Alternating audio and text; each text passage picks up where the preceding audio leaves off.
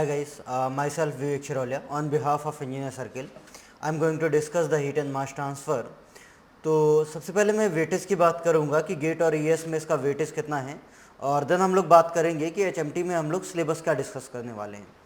तो अगर मैं गेट की बात करूं तो एचएमटी का वेटेज अबाउट 6 to 8 मार्क्स है, और अगर मैं ईएस की बात करूं तो कन्वेंशनल में वेटेज अबाउट 40 to 50 मार्क्स और ऑब्जेक्टिव में वेटेज अबाउट 30 to 35 मार्क्स। अगर मैं गेट की बात करूं तो 6 and 8 marks, conventional 40 to 50 marks और ईएस ऑब्जेक्टिव 30 to 35 मार्क्स। दोनों ही पॉइंट ऑफ व्यू से, गेट पॉइंट ऑफ व्यू से भी और ईएस पॉइंट ऑफ व्यू से भी, दोनों ही पॉइंट ऑफ व्यू से सब्जेक्ट इंपॉर्टेंट है। ईएस में अगर मैं टोटल वेटेज की बात करूं ऑब्जेक्टिव और कन्वेंशनल दोनों मिला करके, तो अबाउट 70 to 85 मार्क्स का वेटेज होगा। हम लोग यहाँ पर जो सिलेबस डिस्कस करेंगे, फर्स्ट ऑफ ऑल हम लोग बात करेंगे basics of heat and mass transfer और बेसिक इंट्रोडक्शन। बेसिक इंट्रोडक्शन में हम लोग बात करेंगे कि कितने types of mode of heat transfer हैं, और कुछ और बेसिक बातें कि हम सब्जेक्ट में डील किन चीज़ों के साथ करेंगे। फिर मैं बात करूंगा कंडक्शन की, कन्वेक्शन की और रेडिएशन की। ये 3 मोड ऑफ हीट ट्रांसफ़र हैं जिनकी हम लोग डिटेल्ड स्टडी करेंगे। और हम उसके बाद हम लोग बात करेंगे फिन्स एंड हीट एक्सचेंजर, जो कि एक एप्लीकेशंस हैं, जो कि एक डिवाइसेस हैं हीट ट्रांसफ़र रेट को इंक्रीज़ करने के लिए या फिर हीट ट्रांसफ़र करने के लिए। सो first of all basic introduction. Basic introduction. सबसे पहले मैं बात करूंगा कि जब मैंने थर्मोडायनेमिक्स की बात की होगी या फिर जब आप लोगों ने थर्मोडायनेमिक्स पढ़ा होगा, तो थर्मोडायनेमिक्स में हम लोग बात करते हैं हीट की, स्टडी करते हैं हीट की। जब मैं हीट एंड मास ट्रांसफ़र की बात करूंगा तो यहाँ भी मैं स्टडी करूंगा हीट की। सो मेरा पहला क्वेश्चन ये है कि जब मुझे हीट की ही स्टडी करनी थी तो 2 अलग अलग सब्जेक्ट की ज़रूरत क्यों पड़ी? मैं किसी एक ही सब्जेक्ट में हीट के बारे में पढ़ सकता था। तो थर्मोडायनेमिक्स में हम लोग बात करते हैं अमाउंट ऑफ हीट ट्रांसफ़र की, एक्विलिब्रियम की, and conversion of energy from one form to another form, heat to work and work to heat. जबकि हम लोग एचएमटी में बात करते हैं रेट ऑफ हीट ट्रांसफ़र की। मतलब मैं कह सकता हूँ thermodynamics is the study of amount of heat transfer, thermodynamics is the study of amount of heat transfer and equilibrium, while the HMT is the study of rate of heat transfer. Thermodynamics में मैं इस चीज़ पे deal करता हूँ कि मुझे किस तरह से एक्विलिब्रियम मेंटेन करना है, मुझे किस तरह से हीट को वर्क में कन्वर्ट करना है और वर्क को हीट में कन्वर्ट करना है। जबकि एचएमटी में मैं डील करूँगा कि मैं किस तरह से हीट ट्रांसफ़र रेट को मेंटेन कर सकूँ, हीट ट्रांसफ़र रेट को इंक्रीज़ या डिक्रीज़ कर सकूँ। सो मैं कह सकता हूं कि thermodynamics amount of heat transfer के साथ डील करता है और HMT rate of heat transfer के साथ डील करता है। So it is thermodynamics and HMT. Now mode of heat transfer, यहाँ पर हम लोग बात करेंगे 3 मोड ऑफ हीट ट्रांसफ़र की। First one is the conduction, second one is the convection and third one is the radiation. Conduction, convection and radiation. So first mode of heat transfer, that is conduction. जब भी किसी 2 medium में heat transfer हो रहा होगा, जब भी किसी 2 मीडियम में हीट ट्रांसफ़र हो रहा होगा और दोनों मीडियम के बीच में रिलेटिव मोशन 0 होगा, तो हम लोग कहेंगे कि जो मोड ऑफ हीट ट्रांसफ़र है वो कंडक्शन है। मतलब मैं कह सकता हूँ it is the mode of heat transfer between 2 medium when there is no relative motion between the medium. For example, मुझे कोई एक सॉलिड रॉड दे रखी है, कोई एक सॉलिड रॉड दे रखी है जैसा कि एग्जांपल में डिनोट किया है, और सॉलिड रॉड में कोई 2 पॉइंट हैं ए एंड बी। उस सॉलिड रॉड में कोई 2 पॉइंट हैं ए एंड बी, और इन ए और बी के बीच में अगर हीट ट्रांसफ़र है तो वो कंडक्शन होगा, क्योंकि ए और बी के बीच में रिलेटिव मोशन क्या है? 0 है। जब भी 2 मीडियम के बीच में रिलेटिव मोशन 0 हो जाएगा, जो मोड ऑफ हीट ट्रांसफ़र होगा वो आपका कंडक्शन हो जाएगा। जनरली कंडक्शन सॉलिड में ही होता है, लेकिन ऐसा कोई ज़रूरी नहीं है कि फ्लूइड में नहीं हो सकता। फ्लूइड और सॉलिड के बीच में भी कंडक्शन हो सकता है अगर रिलेटिव मोशन जीरो हो जाए। फॉर एग्जाम्पल मुझे यहाँ पर दो वॉल दे रखी हैं, it is the wall number 1 and it is the wall number 2, और मुझे दे रखा है कि दोनों वॉल के बीच में कोई एयर ट्रैप्ड है, दोनों वॉल के बीच में कोई एयर ट्रैप्ड है such that there is no relative motion between the air and wall. और अब अगर मैं बात करूं कि वॉल से इस एयर में हीट ट्रांसफ़र हो रही है, तो चूंकि रिलेटिव मोशन वॉल और एयर के बीच में क्या हो गया है, जीरो हो गया है, तो जो मोड ऑफ हीट ट्रांसफ़र होगा वो आपका कंडक्शन हो जाएगा। मतलब कंडक्शन आपका सॉलिड टू सॉलिड भी हो सकता है, सॉलिड टू फ्लूइड भी हो सकता है, बट कंडीशन इज कि जो रिलेटिव मोशन है दोनों मीडियम के बीच में वो आपकी क्या होनी चाहिए, जीरो होनी चाहिए। Now rate law of the conduction, या फिर इसको फूरियर्स लॉ भी कहते हैं। So according to the rate law of the conduction और फूरियर्स लॉ, अगर किसी भी स्लैब में हीट ट्रांसफ़र हो रही है, फॉर एग्जांपल मुझे यहाँ पर एक स्लैब दे रखा है और उसमें दे रखा है कि टेम्परेचर T1 और T2 है, और मुझे दे रखा है T1 is greater than T2, then definitely heat will flow from higher temperature to lower temperature from T1 to T2. Assume the rate of heat transfer is Q dot as shown in the diagram. So according to the rate law of the conduction, rate of the heat transfer is directly proportional to the cross sectional area, and it is the area perpendicular from the direction of the heat transfer. Area perpendicular from the direction of the heat transfer. Second one, rate of heat transfer is directly proportional to the temperature difference. Third one, rate of heat transfer is inversely proportional to the thickness in the direction of the heat transfer. Thickness in the direction of the heat transfer. मतलब कभी भी किसी भी एक slab में conduction हो रहा है तो जो रेट ऑफ हीट ट्रांसफ़र है वो डायरेक्टली प्रोपोर्शनल होगा cross sectional area from perpendicular from the direction of the heat transfer. दूसरा प्रोपोर्शनल होगा टेम्परेचर डिफरेंस के। तीसरा इन्वर्सली प्रोपोर्शनल होगा thickness of the width in the direction of the heat transfer के। अगर मैं इन तीनों इक्वेशन को कंबाइन करूं तो मैं लिख सकता हूं कि is directly proportional to the K into D T upon D X. ये मैं इस स्मॉल स्ट्रिप डी एक्स के लिए लिख रहा हूं, जहां पर मैं मान रहा हूं कि इस डी एक्स के लिए टेम्परेचर डिफरेंस डी टी है और जो विड्थ है वो डी एक्स है। सो ये कंबाइंड इक्वेशन हो जाएगी A D T upon D x. और अगर मैं यहाँ पर एक प्रोपोर्शनल कोफिशिएंट लिखूँ के, तो मैं लिख सकता हूँ Q is equal to minus के D T upon D X. It is known as Fourier's law. Q is equal to minus के D T upon D X. So first of all, what is the significance of this negative sign? What is the significance of this negative sign? तो हम लोग बात करते हैं, मैं एक example लेता हूं कि कोई एक स्लैब दे रखा है जिसमें टेम्परेचर T1 और T2 है और मुझे गिवन है T1 is greater than T1, then obviously the heat will flow from higher temperature to lower temperature and the temperature graph will be like this. It means in the direction of the heat flow, the slope dt upon dx will be negative.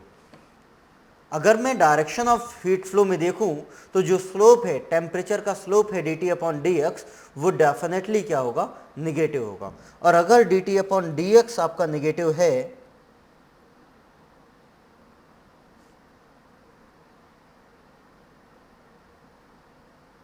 अगर dt upon dx आपका negative है तो इस negative sign को बाद में positive करने के लिए यहाँ पर मैंने क्या अप्लाई किया है, एक नेगेटिव साइन अप्लाई किया है। जब हम लोग लिखेंगे rate of heat transfer Fourier's law में माइनस के D T upon D X, तो वहाँ माइनस साइन का सिग्निफिकेंस केवल इतना है कि जो D T upon D x है, ग्रेडियंट, टेम्परेचर ग्रेडियंट, वो हमेशा डायरेक्शन ऑफ हीट फ्लो में निगेटिव होगा। और जो ये प्रोपोर्शनल कॉफिशिएंट है के, वो क्या है, that is the conductivity of the material, और जो के होगा वो आपका मटेरियल की प्रॉपर्टी होगा। के is the conductivity of the material and it is the property of the material. अगर मैं यूनिट की बात करूं तो यहां पर के की जो यूनिट होगी वो हो जाएगी वाट पर मीटर केल्विन या फिर वाट पर मीटर डिग्री सेल्सियस। क्योंकि यहां पर जो dt है that is the temperature difference, और टेम्परेचर डिफरेंस को मैं या तो डिग्री सेल्सियस में लिखूं या फिर केल्विन में लिखूं, दोनों एक ही बातें हैं। तो यूनिट जब भी मैं लिखूंगा तो वाट पर मीटर केल्विन भी लिख सकता हूं और वाट पर मीटर डिग्री सेल्सियस भी लिख सकता हूं। So it is the basic introduction of the mode number 1 conduction, कि जब भी रिलेटिव मोशन जीरो होगा मीडियम्स के बीच में तो कंडक्शन होगा। और यहाँ हम लोगों ने फूरियर्स लॉ की बात की कि जो रेट ऑफ हीट ट्रांसफर है वो माइनस के D T upon D x के बराबर होगा। Now I am going to discuss the second mode of heat transfer, that is convection. तो जब भी किसी दो मीडियम में हीट ट्रांसफर हो रहा होगा, जब भी किसी दो मीडियम में हीट ट्रांसफर हो रहा होगा और दोनों मीडियम में कोई एक रिलेटिव मोशन होगा, तो हम लोग बात करेंगे कि जो मोड ऑफ हीट ट्रांसफर है वो आपका कन्वेक्शन है। फॉर एग्जाम्पल अगर मैं बात करूं कि ये पेन है और यहाँ पर एयर फ्लो हो रही है, और इस पेन से एयर में जो हीट ट्रांसफर होगा वो आपका mode of heat transfer convection होगा, because there is a relative motion between the pen and air. मतलब कभी भी किसी भी दो मीडियम में अगर रिलेटिव मोशन एग्जिस्ट करती है, रिलेटिव मोशन है, और उन दोनों मीडियम में हीट ट्रांसफर हो रहा है, तो मोड ऑफ हीट ट्रांसफर आपका क्या हो जाएगा, कन्वेक्शन हो जाएगा। अब जनरली आपका जो कन्वेक्शन है वो सॉलिड और फ्लूइड या फिर फ्लूइड और फ्लूइड के बीच में हो रहा होगा। हम लोग बात करेंगे कि जो second mode of heat transfer है कन्वेक्शन, उसको भी मैं क्लासिफाई कर सकता हूं। First one is the natural convection and the second one is the force convection. मैं यहां पर नेचुरल कन्वेक्शन की बात करता हूं तो एक एग्जांपल ले रहा हूं। फॉर एग्जांपल मुझे ये एक हॉट सरफेस दे रखी है जैसा कि डायग्राम में दिखाया हुआ है, और मान लेता हूं कि यहाँ पर कोई एयर है या फिर कोई भी फ्लूइड है, फॉर एग्जांपल एयर है। तो जैसे ही एयर इस हॉट सरफेस के कांटेक्ट में आएगी, एयर का टेम्परेचर क्या होगा, इंक्रीज होगा, और जैसे ही एयर का टेम्परेचर इंक्रीज होगा एयर की डेंसिटी डिक्रीज होगी, और अगर एयर की डेंसिटी डिक्रीज होगी तो एयर यहाँ पर क्या होगा, राइज करेगा।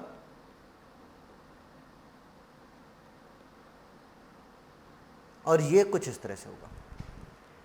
मतलब मैं ये कह सकता हूं कि जब एयर इस प्लेट के कांटेक्ट में आई, एयर का टेम्परेचर इंक्रीज हुआ, उसकी डेंसिटी डिक्रीज हुई, इस वजह से एयर राइज हुई।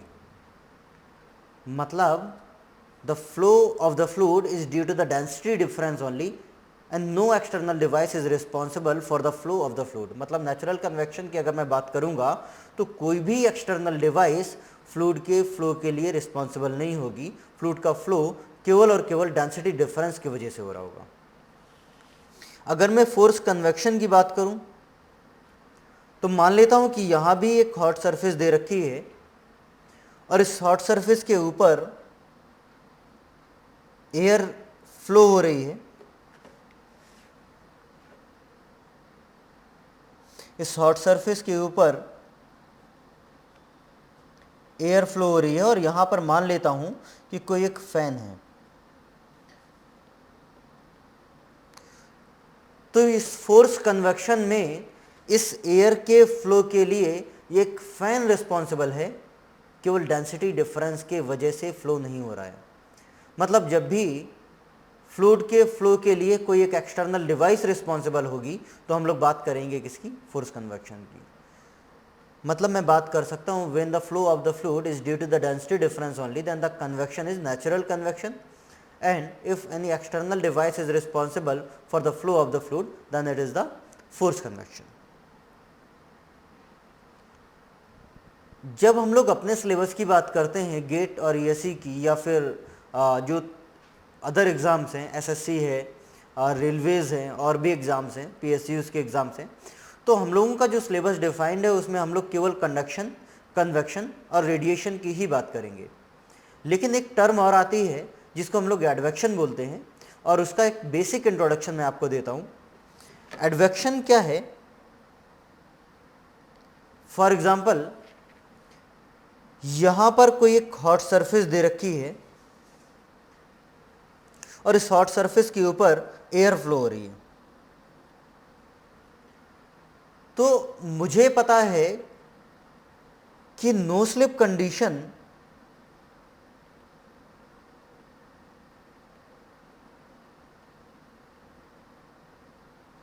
मुझे पता है नो स्लिप कंडीशन के वजह से y इज इक्वल टू 0 पर u इज इक्वल टू क्या हो जाएगा, 0 हो जाएगा। नो स्लिप कंडीशन क्या है कि जब भी कोई फ्लूइड किसी सॉलिड बाउंड्री के ऊपर फ्लो होगा तो सॉलिड बाउंड्री और फ्लूइड के कांटेक्ट पॉइंट पे रिलेटिव वेलोसिटी क्या हो जाएगी, 0 हो जाएगी। मतलब अगर ये एयर, ये फ्लूइड इस सॉलिड बाउंड्री पे फ्लो हो रहा है तो y इज इक्वल टू 0 पर यहां पर u इज इक्वल टू क्या हो जाएगा, 0 हो जाएगा। मतलब नियर द सॉलिड सरफेस एक लेयर होगी जिसकी रिलेटिव वेलोसिटी सॉलिड बाउंड्री के साथ क्या होगी, 0 होगी। मतलब मैं कह सकता हूं कि नियर द सॉलिड बाउंड्री एक स्मॉल लेयर होगी जहां पर आपकी रिलेटिव वेलोसिटी 0 हो जाएगी। और अगर यहां पर इस लेयर में, इस फ्लूइड की लेयर में हीट ट्रांसफ़र हो रहा है और अगर रिलेटिव मोशन 0 है तो यहां पर जो मोड ऑफ हीट ट्रांसफ़र है वो कंडक्शन नहीं, सॉरी कन्वेक्शन नहीं, कंडक्शन होगा। अब इसके ऊपर, इस लेयर के ऊपर आपका जो फ्लूइड है वो क्या कर रहा होगा, मूव कर रहा होगा। और वहां पर हीट ट्रांसफ़र कैसे हो रहा होगा, कोई एक फ्लूइड का पार्टिकल यहाँ पर होगा, वो यहाँ पर आएगा, यहाँ से हीट लेगा और मूव कर जाएगा। अनदर फ्लूइड पार्टिकल यहाँ पर आएगा, हीट लेगा और मूव कर जाएगा। अनदर फ्लूइड पार्टिकल यहाँ पर आएगा और हीट लेगा और मूव कर जाएगा। मतलब एक लेयर है y इज इक्वल टू 0 पर जहाँ पर रिलेटिव मोशन 0 हो गई है और वहाँ पर हीट ट्रांसफ़र कंडक्शन से होगा, और उस लेयर के ऊपर जो हीट ट्रांसफ़र है वो फ्लूइड के बल्क मोशन की वजह से होगा, and then process is known as advection. That process is known as advection. और अगर मुझसे कोई पूछता कि ये कंबाइंड प्रोसेस जो conduction y is equal to 0 पर है और इसके ऊपर जो बल्क मोशन की वजह से हीट ट्रांसफ़र है दैट इज एडवेक्शन है, उस दोनों को अगर मैं कंबाइंड बात करूं तो combined process is known as convection. मतलब मैं कह सकता हूं convection is the combined process of conduction at y is equal to 0 and advection at the surface above the y is equal to 0. Now मैं लिख सकता हूँ at y is equal to 0 relative motion of the fluid and solid boundary becomes 0. It means the mode of heat transfer is conduction, and above the conduction the heat transfer takes place due to the advection, and the combined process of conduction and advection is convection. Now I am going to discuss the rate law of the convection. मान लेता हूं कि यहां पर, या फिर इसको Newton's law of cooling भी बोलेंगे, मान लेता हूं कि यहां पर मुझे कोई एक सॉलिड बाउंड्री दे रखी है और ये जो सॉलिड बाउंड्री है इसका टेम्परेचर मुझे कुछ T दे रखा है और मुझे बोला हुआ है कि इसके ऊपर से कोई फ्लूइड फ्लो हो रहा है और फ्लूइड का टेम्परेचर कुछ T इन्फिनिटी है। So according to the rate law of the convection, जो रेट ऑफ हीट ट्रांसफर है कन्वेक्शन की वजह से, that is directly proportional to the temperature difference between the solid boundary and the fluid. And second one, the rate of heat transfer is directly proportional to the area. It is the contacted area between the fluid and solid boundary. It is the contacted area and the fluid and solid boundary. जबकि जो फूरियर्स law था उसमें जब हमने q dot is equal to minus के D T upon D X लिखा था, वहाँ जो एरिया था वो area perpendicular from the direction of the heat transfer हुआ करता था. सो अगर मैं इसको कंबाइन करूँ तो rate of heat transfer is directly proportional to the a into D t. और मैं अगर यहाँ पर एक प्रोपोर्शनल कोफिशिएंट लिखूँ तो मैं लिख सकता हूँ rate of heat transfer q dot is equal to h a into D t. This is the Newton's law of cooling where h is the proportional coefficient and is known as convective heat transfer coefficient. It is known as convective heat transfer coefficient. और अगर मैं unit की बात करूं तो unit आपकी H की हो जाएगी वाट पर मीटर स्क्वायर केल्विन या फिर वाट पर मीटर स्क्वायर डिग्री सेल्सियस. चूंकि एच ए डी टी में जो डी टी है that is the temperature difference, तो या तो मैं डिग्री सेल्सियस के साथ लिख लूं या फिर मैं डिग्री केल्विन के साथ लिख लूँ, दोनों एक ही बातें हैं. तो आपकी जो यूनिट है वाट पर मीटर स्क्वायर डिग्री सेल्सियस भी हो सकता है और वाट पर मीटर स्क्वायर केल्विन भी हो सकता है. नाउ जब मैंने कंडक्टिविटी की बात की थी, के की बात की थी, और मैंने आपको बताया था कि जो कंडक्टिविटी है के that is the property of the material. लेकिन जब मैं बात करूंगा एच की, कन्वेक्टिव हीट ट्रांसफर कोफिशिएंट की, तो जो H है that is not the property of the material. आपका H डिपेंड करेगा फ्लो के कैरेक्टरिस्टिक्स पे. आपका H डिपेंड करेगा कि फ्लूइड की वेलोसिटी कितनी है. आपका H इस बात पे भी डिपेंड करेगा कि फ्लूइड कौन सा है. आपका H इस बात पे भी डिपेंड करेगा कि आपका फ्लूइड का टेम्परेचर कितना है. मतलब H ओवरऑल फ्लूइड के कैरेक्टरिस्टिक्स पे डिपेंड करेगा.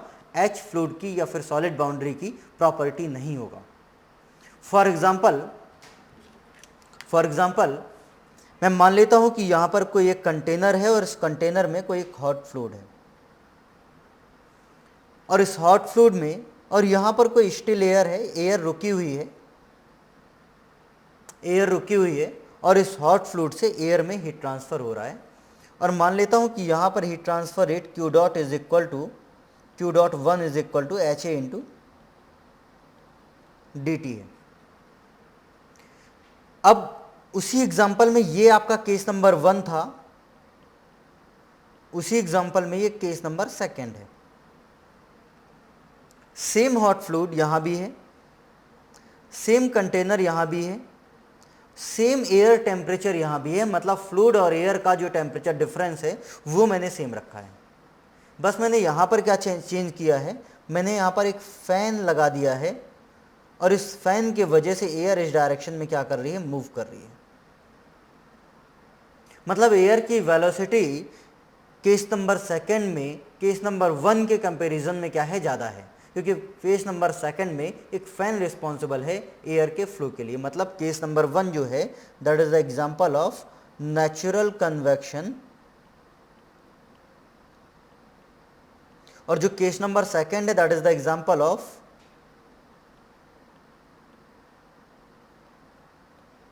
Force convection. तो यहां पर मान लेता हूं मैं कि q dot two is equal to h a into D t है. मुझे दे रखा है कि यहां पर जो एरिया और डी टी है वो दोनों ही केस में क्या है, सेम है. केवल सेकंड वाले केस में मैंने एक फैन लगा दिया है जिसकी वजह से एयर की वेलोसिटी क्या हो गई है, बढ़ गई है. मैं प्रैक्टिकली बता सकता हूं कि अगर एयर की वेलोसिटी ज़्यादा है तो जो रेट ऑफ हीट ट्रांसफ़र है वो सेकंड केस में डेफिनेटली क्या होगा, ज़्यादा होगा. मतलब Q2 Q1 से डेफिनेटली क्या होगा, ज़्यादा होगा. और अगर Q2 Q1 से ज़्यादा है और A और DT क्रॉस सेक्शनल एरिया या फिर कॉन्टेक्टेड एरिया और DT दोनों ही केस में सेम है, तो डेफिनेटली जो H है वो सेकंड केस में H फर्स्ट केस से क्या होगा, ज़्यादा होगा. मतलब H2 डेफिनेटली ज़्यादा होगा H1 से.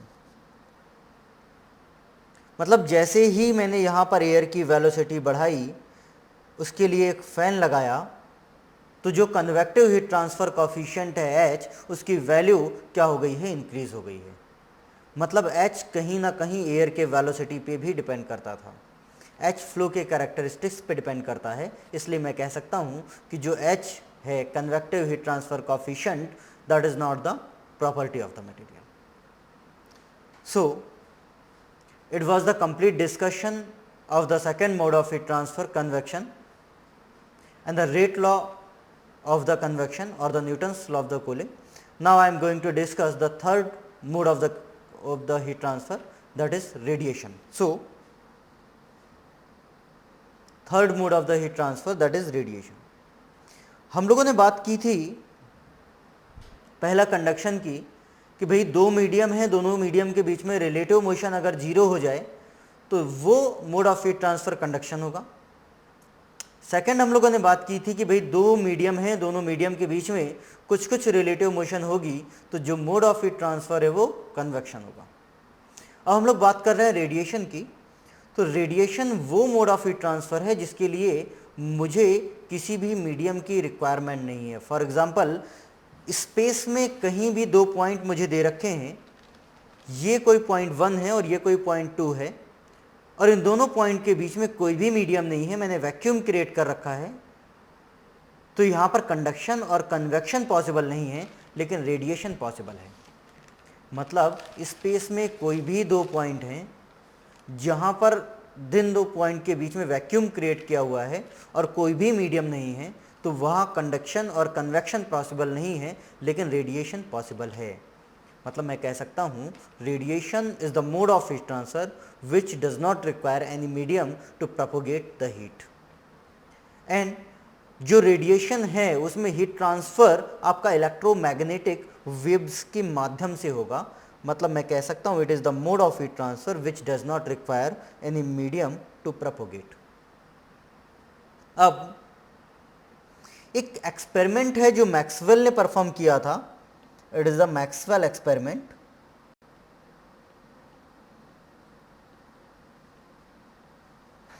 एक एक्सपेरिमेंट है जो मैक्सवेल ने परफॉर्म किया। वो एक्सपेरिमेंट क्या था कि उनने एक हॉलो इनक्लोजर लिया और हॉलो इनक्लोजर किसी T2 टेम्परेचर पर है और उस हॉलो इनक्लोजर के बीच में कोई स्मॉल बॉडी रखी जो कि टेम्परेचर T1 पे थी, और यहाँ पर जो स्मॉल बॉडी है T1 that is greater then T2। जो स्मॉल बॉडी है वो एक हाई टेम्परेचर पे है और जो हॉलो इनक्लोजर है वो किसी कंपैरेटिवली लो टेम्परेचर पे है। अब इन स्मॉल बॉडी और हॉलो इनक्लोजर के बीच में हमने वैक्यूम क्रिएट किया हुआ है। मतलब स्मॉल बॉडी और हॉलो इनक्लोजर के बीच में कोई भी मीडियम नहीं है। इसका मतलब है कि यहाँ पर कंडक्शन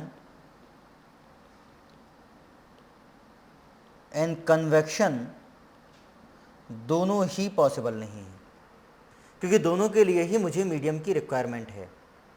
और अगर मैं मानूं थोड़ी देर के लिए कि मुझे रेडिएशन के बारे में कुछ भी नहीं पता, मैं केवल दो मोड ऑफ हीट ट्रांसफ़र के बारे में जानता हूं, कंडक्शन और कन्वेक्शन, और अगर मैं मानूं कि इन दोनों मोड ऑफ हीट ट्रांसफ़र के अलावा इस दुनिया में कोई भी मोड ऑफ हीट ट्रांसफ़र नहीं है, और चूंकि यहाँ पर कंडक्शन और कन्वेक्शन नहीं था और हमने वैक्यूम क्रिएट कर रखा है, कोई भी मीडियम नहीं था, तो इसका मतलब है कि यहाँ पर हीट ट्रांसफ़र नहीं होना चाहिए था।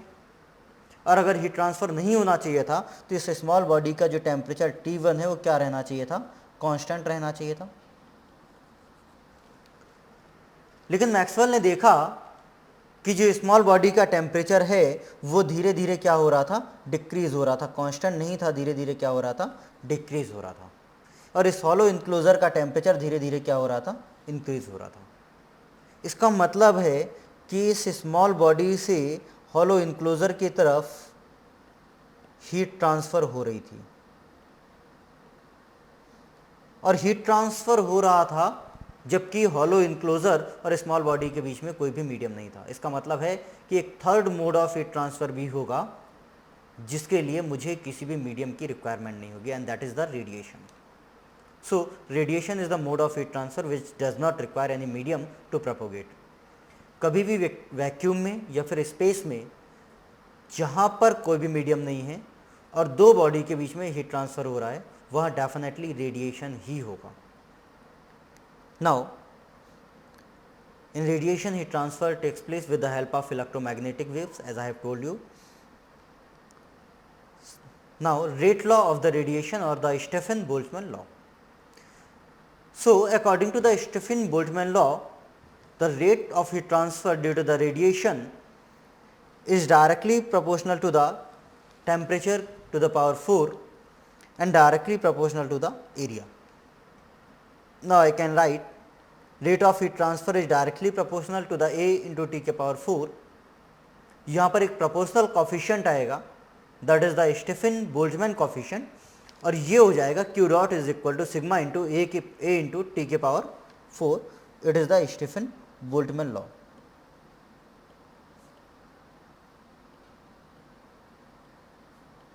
It is the Stefan-Boltzmann law, where sigma is the Stefan-Boltzmann coefficient और जो एक्सपेरिमेंटली इसकी वैल्यू होगी, एक कांस्टेंट है जिसकी वैल्यू होगी 5.67 इंटू 10 टू द पावर -8, और जो यूनिट हो जाएगा दैट इज़ वाट पर मीटर स्क्वायर इंटू केल्विन के पावर 4.